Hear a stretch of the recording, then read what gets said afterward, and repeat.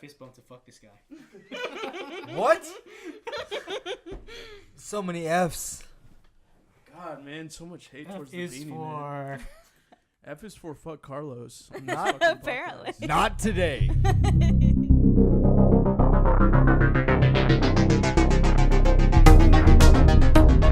What's up, everybody? Welcome to F is for Film, the podcast where we go over and break down movies and TV that we love more than you love, Falling for a Piece of Clay. I'm Trent. What's up, guys? I'm Beanie. What's up, guys? I'm Dre, and we have a special guest star today. Hi, I'm Sarah.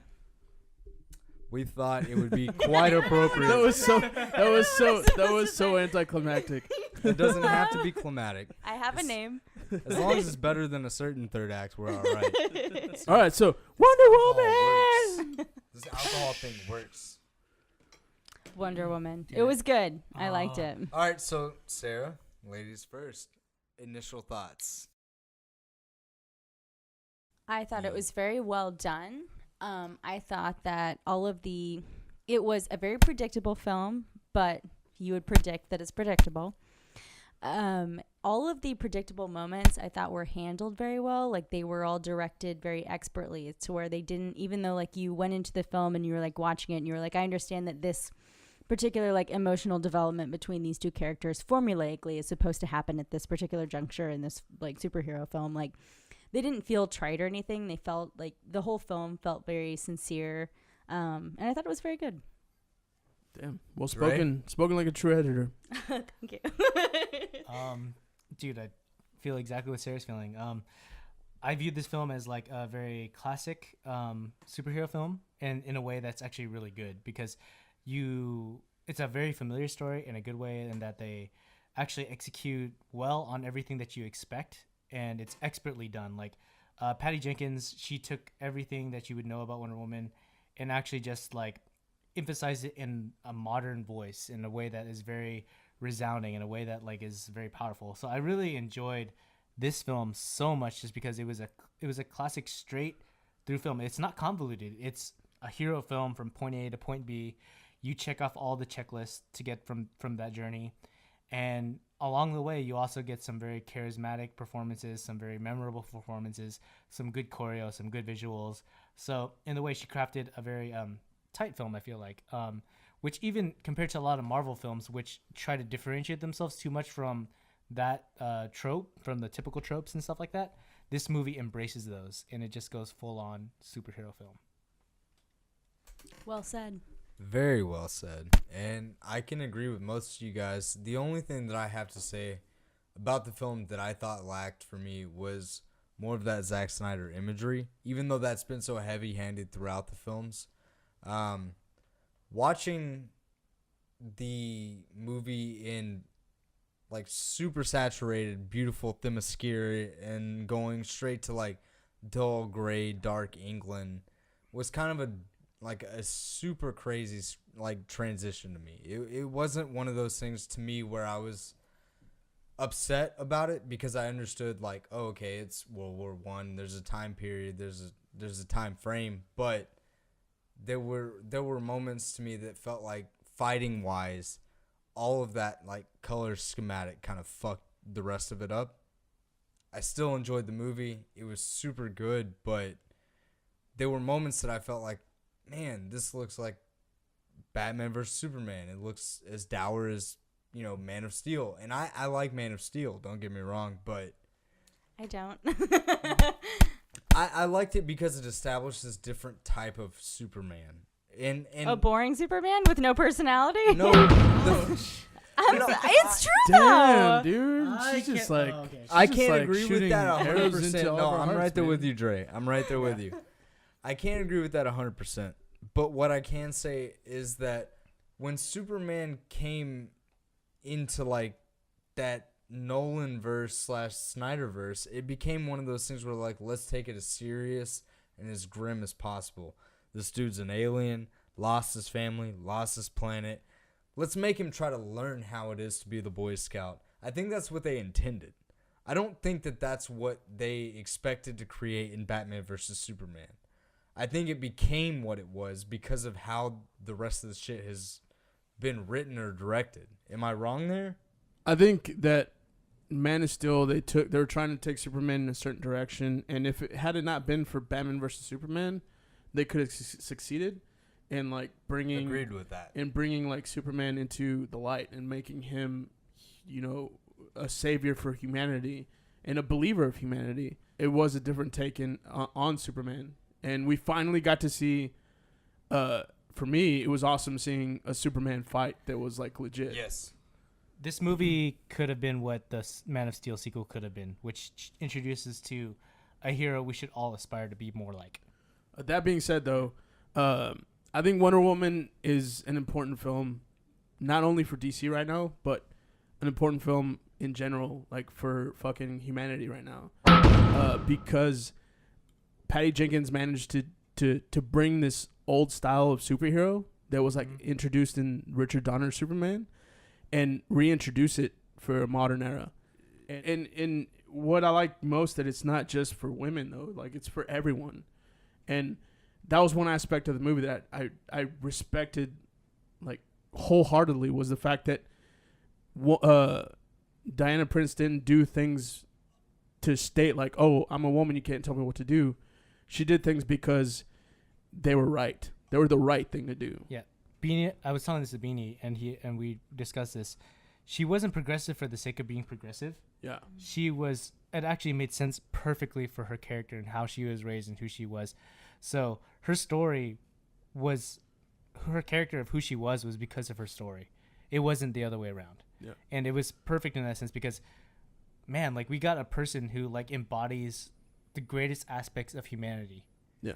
But it's because of who she is, not because they're trying to force it upon us in any kind of way. Gal Gadot was phenomenal, man. I was worried, like most people out there. I was worried, like after watching Fast and Furious and then, oh, she's a model, whatnot. But after the first 10 minutes and she's on screen, like she's spectacular throughout the entire movie. She's incredibly charismatic. Yeah. She really brought like a lot of likability to the role. And like when I first saw her, I was like, I don't know if I buy this chick as Wonder Woman, but she had me sold on it like right away. Yeah. I mean, she acted the role very earnestly, which I appreciated. And she really, I mean, she was a very relatable, like likable character. Yeah. Right. And her chemistry with Chris Pine was so cool. Yeah, and it was good. And I like that they kept him as a side character. It was never And about he wasn't Steve even Trevor. necessarily like a damsel in distress, like a reverse role, as if Well, that it were to shouldn't have happen. been. Yeah, Because he was very much his own person. exactly. So a little bit of fact of the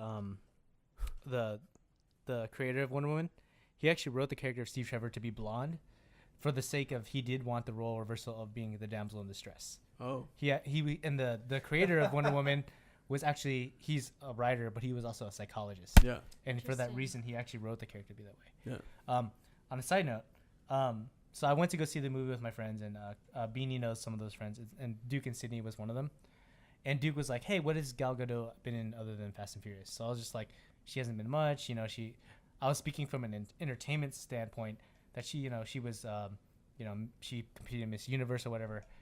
And then his girlfriend Sydney, who, mind you, has cosplayed as Wonder Woman, has used the hashtag Wonderwork and like is a huge like Wonder Woman fan even before Gal Gadot was casted.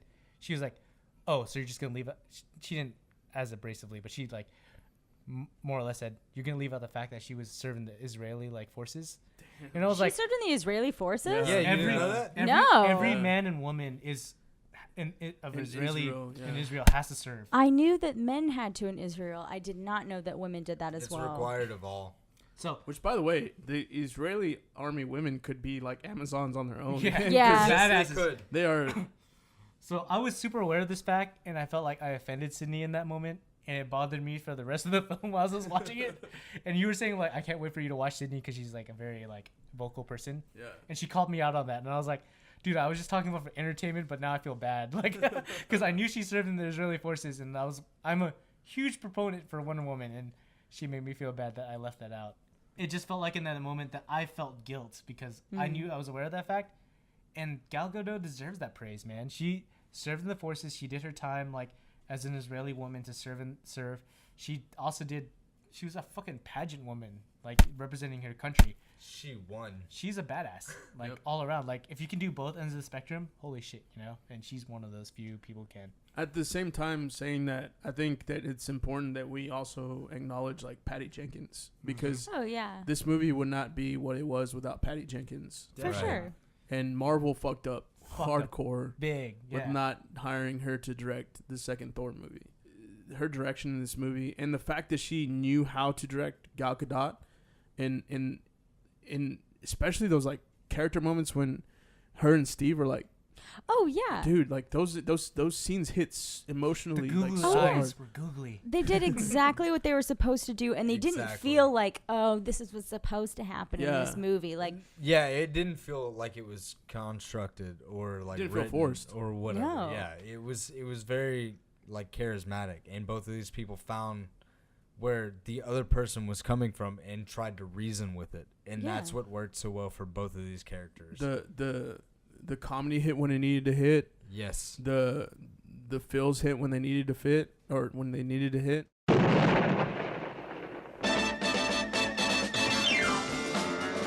Wonder Woman, Wonder Woman. All the world's waiting for you. All right, guys. So Wonder Woman is a woman? a wondrous woman, a wonderful woman. I had no idea. No I thought it other was a like man. thee. I thought the name of the film was Wonder Man. Oh Jesus! Nathan Fillion is not involved in this. Oh, weird. I really hated It's not David directed by Thewlis David Lynch. What? in this role. What? David Lynch's Wonder David- Woman would be really David- weird. Yeah, that would be really weird. Oh shit! I'm just Wonder imagining. Woman is like coming out through like outlets in the walls. She's like transporting through space and time, like going through electrical outlets and like reappearing as like a different character and all kinds of weird. Mr. T is Steve Trevor. I'd watch that. Yes. I said I did not like David Thewlis in this role. Ah man, you suck. Get out of Dude, here. His voice was not like, it was not intimidating or It anything. felt a bit shrimpy. well, to that me. was the I'll point. agree with you there. Flat third act came from the fact that he didn't sell in that armor with that face cam. Ooh. Yeah. No, I have to agree with you. If the film has a weak point, it's that. I think Fuck you guys. Thewlis is a great actor because once again he's in Fargo, and he plays a very Oh. menacing motherfucker. I mean, in he's that been show. in everything, and he's been amazing every time. Like, I mean, he's a good actor, but I will say that I think I told Trent earlier. I wish that it would have been David Thewlis without the armor, and it would have just been him. I'm cool with him being the bad guy, but seeing him without the armor, or at least without the helmet, would have been cool because he does deliver some pretty important lines during that end fight, and but he delivers them underneath the helmet, and so you don't see what. It's all kind of- voiceover. Yeah, it's all voiceover, which doesn't hit, unfortunately. See, I feel like seeing him in the armor was just not the best. But also his voice wasn't intimidating to me. If you're talking about Ares, the fucking God of War, like he should playing the God of War games. I'm just saying. What if It should've been, like, what if Zeus sounded like intimidating Gilbert Gottfried, man? Like, get out Or of here. Whoa. fucking Richard These Hendricks. are some Why? strong what ifs were Why? thrown around right Why now. would they ever do that? I created live. Have it be like no. Please imitate Gilbert Fast Gottfried. and Cheerios. A lot more. I like do it again. I love hearing Carlos try to be Gilbert Gottfried. Oh man, give me the thunderbolt. Ah! Wow. I feel like he should have at least transformed into something more menacing. Like he just wasn't menacing. Ares should strike the fear of God in you. Drake. Okay, Yeah. Yeah. but I will say that the villains were not the point of this film. They were not the point. So they were there because they served the Obstacles purpose in their of being course. evil. Because at the end, this was it was a basic story of good versus evil. But in an origin story, you need the antithesis to the hero. And I feel like we didn't get the opposite of Gal Gadot's character. I think that they could have made him more menacing. That. I agree that he's not really the point of the film. And I liked the film. I liked it as is. But if we're gonna talk making it a 10 out of 10 versus a 9 out of 10 or something, I see where you're coming from. He definitely could have been more intimidating for sure. Less mustache. More More armor. muscles. Yeah. He had muscles. Like, get out I of mean, here. well, they were like CGI muscles. No, but I think They weren't like I real think- muscles. I think I agree with her in the sense that like he should have been one of those characters that was intimidating, even as ominously as he was presented in the beginning, because they were worried or skeptic about her even clanking her gauntlets together because of what would draw the problem to them, right? Like that's kind of an idea about this film. So Well, it wasn't the clanking. It was just her. no, it was Like- her using Yeah, her I've not- powers as a demigod. It wasn't like when the moment she clanked her Well, it was her wrists together training in was the general. moment that Steve Trevor came through. Yeah, but that has. I don't think that has anything to do with. I also didn't. I wonder if that is supposed to be like connected, No, but I didn't pick up on that. The veil between the worlds, right? But I don't think that's what got. Because Steve Trevor's plane got shot down.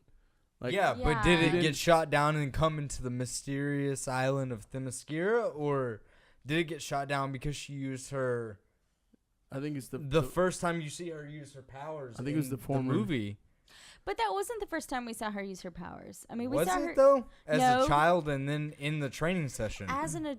Oh, okay. Am I thinking of the Yeah. training session? As an adult, she used it. Yeah, Well, but that's what that's he's when talking about. Steve Trevor came down. But I don't. I mean, I don't think that's the case. I I didn't. I don't know that he's wrong. Like, I think it's interesting. I'd like to rewatch the film and make up my own mind because, like, I think that that's very interesting. I didn't pick up on a connection between that, but I mean, maybe there is supposed to be a connection between it. Yeah. I can link the two, but I don't. That's not my interpretation. Like I can see like the correlation. She clinked it, and a few moments later, she runs out to the edge of the cliff, and then Steve Trevor crashes in. There's definitely a correlation in terms of time. She's still wearing the same armor. That's all I'm saying. Yeah, it happened moments after she clinked. Yeah, for but the I first think time. that was just a coincidence. And Like, that's what I'm saying. I interpret it as a coincidence more so than as a cause. and They effect. talked a lot about the way Ares was gonna find Themyscira though throughout the film. I don't remember that at all. When did they talk about that? They talked about it in the beginning because they were like, Diana, I like think- you'll never wield these things, whatever, blah blah blah. It Mm-hmm. was oh shit, Neapolita, is that her name or is that the trainer's Neapolitan ice cream, the trainer in the training montage name? of Wonder Woman. Neapolita. There's or what- Antiope, and then there's the mom, which is Napolita. Stop. Hippolyta? Hippolyta. Hippolyta. Yeah. Neapolita. Hip Hop Anonymous. Hippolyta and Antiope. Did you say Hip Hop Hippolyta being the Anonymous? But all I'm saying Her mom, is there Hip were Hop moments where Anonymous. she was like, "Hey, look, like so, like I mean- Ares will find her if she uses her powers or whatever." And I will argue. Oh. I will argue because when David Lewis is talking about the first time that he encounters her physically, It's when she walks in. it's when she walks in, Yeah. and the way he delivered those lines was more of a surprise. Yeah, and Yeah. even then, like when she first walks into that boardroom, like David Lewis doesn't know who she is. Yeah, he's he like- walks in, he's like, this girl. He talks as if he has an epiphany halfway through that he realizes who she is and he should Yeah. crush her. Yeah. But it doesn't sound like he had a motive of drawing her out Yeah, at any point. So am I on to something? It's a possibility, but I'm not gonna say it's definite. I say no. Anyway. My interpretation is aligned with no. Yeah. Oh, But see, Uh, this movie is good in the sense that it makes you ask even a few questions. Like we don't know what Ares' motives are because he's more of a force of nature, right? And you should not be clear on what he's trying to do 100%. I think it's also entirely possible that like the connection that you made was something that maybe the director kind of dreamed up and was like, not very many people will pick up on this, but a couple will. no, honestly, I think you're giving have Trent too much credit. There. No, I have to say, Okay, yeah. fuck off. First off, fuck off. I will say this though, like I felt there was one of those moments where they mentioned the fact that Ares was gonna be involved as soon as she clinked her fucking gauntlets together. Then Steve Trevor crashes through the fucking mist. Well, no, they mentioned that before she clinks her fist together Well, because the mom is like, if you train her, Ares will find her quicker. right, but she still trains. She still gets what she wants. So, Yeah, not what Ares wants. well, the moment her powers manifest in the movie is seconds before what happens with Steve Trevor. So I don't feel like I'm too offline there. Again, I just think it's coincidence. I do not.